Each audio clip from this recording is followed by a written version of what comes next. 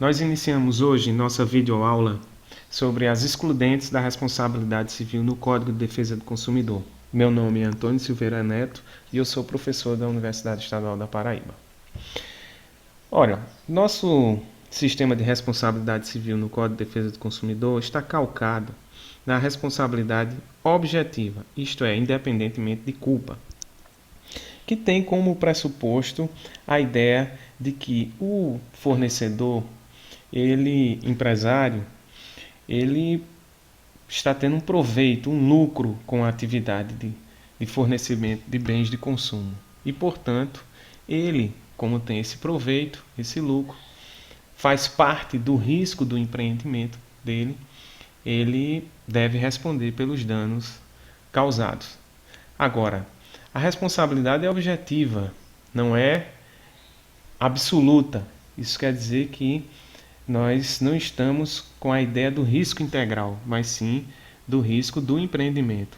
E, portanto, existem excludentes dessa responsabilidade e nosso Código de Defesa do Consumidor prevê expressamente, e a doutrina diz que essa previsão é numerus clausus, ou seja, é uma previsão restritiva, não admite outras hipóteses, prevê 3 hipóteses de exclusão da responsabilidade do fornecedor ou dos fornecedores, já que todos são responsáveis solidariamente quando acontece um acidente de consumo, retirando aí, como já vimos anteriormente, o comerciante. Este tem uma responsabilidade pelo fato do produto ou do serviço, uma responsabilidade subsidiária.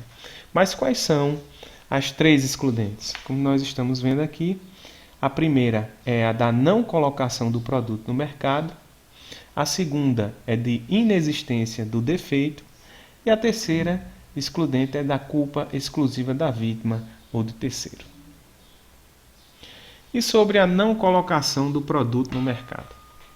A exoneração da responsabilidade civil objetiva acontece porque não há relação de causalidade entre o prejuízo sofrido pelo consumidor e a atividade do fornecedor. Ora, se o fornecedor não colocou o produto no mercado, como é que esse produto veio a ocasionar um dano ao consumidor? Evidentemente que nós estamos falando aí de um nexo de causalidade entre o prejuízo e o produto oferecido. Então, se ele não foi colocado no mercado, não há que se falar em responsabilidade civil do fornecedor.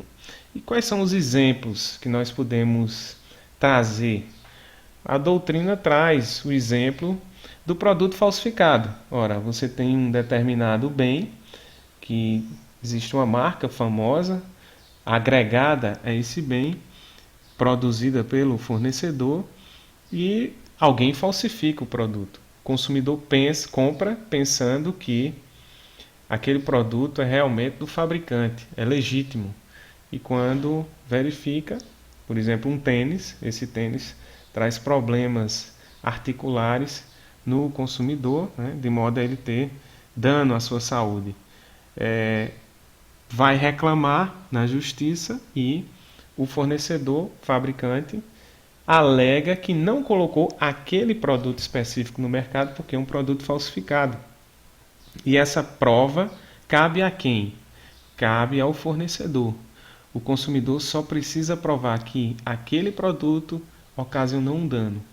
Agora, as excludentes, todas elas, a prova dessa excludente cabe ao fornecedor. Então, o fornecedor vai e mostra, através de uma prova técnica, que aquele tênis é um tênis falsificado.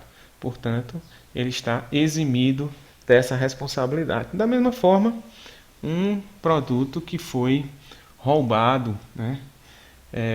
E o fornecedor não tinha colocado ele ainda no mercado, ele precisava de passar por um controle de qualidade, não se fez isso e o produto foi roubado e terminou ocasionando um dano ao consumidor.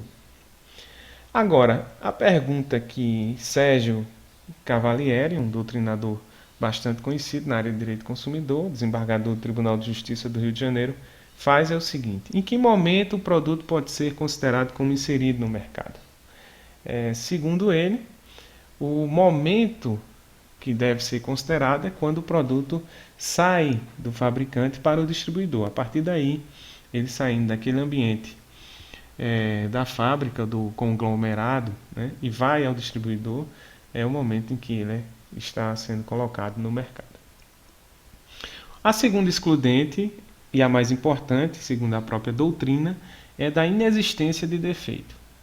É também uma relação de causalidade entre o efeito, né, de causa e efeito entre o dano e o defeito do produto. Relação de causa e efeito entre o defeito do produto e o dano sofrido. A prova da inexistência de defeito cabe, evidentemente, ao fornecedor, assim como as outras excludentes. E, se não existe defeito no produto, não se pode reputar a ele um dano físico ou um dano de outra natureza ao consumidor. No caso, o consumidor só precisa provar que o produto ou serviço acarretou um dano. Cabe ao fornecedor a prova inversa de que inexistia defeito naquele produto ou naquele serviço. A terceira e última excludente prevista no CDC é da culpa exclusiva do consumidor ou de terceiro. Seria melhor que se tivesse falado em fato exclusivo do consumidor ou do terceiro, já que essas excludentes se referem ao fato do produto ou do serviço, ou seja, quando há acidente de consumo. E por que a doutrina faz essa crítica ao legislador? Porque culpa não tem nada a ver com responsabilidade objetiva. Deveria ter o legislador esse cuidado técnico. Mas, de toda forma, sabe-se que é o comportamento do consumidor a única causa do prejuízo. Então, se o consumidor, o terceiro, foi o único causador do prejuízo, não houve a concorrência de causas para que o fornecedor também fosse responsabilizado, evidentemente que não há que se falar em culpa, não há que se falar, desculpe, em responsabilidade do fornecedor e sim culpa exclusiva do consumidor. Um exemplo trazido por Cláudia Lima Marques é do uso inadequado de medicamento, ou seja, qualquer uso inadequado do produto, na verdade. Ou seja, eu compro um medicamento para dor de cabeça e tomo além da dosagem estipulada pelo fabricante. E com isso tenho problemas de saúde por tomar excessivamente remédio para dor de cabeça. Esse uso inadequado foi culpa exclusiva minha enquanto consumidor.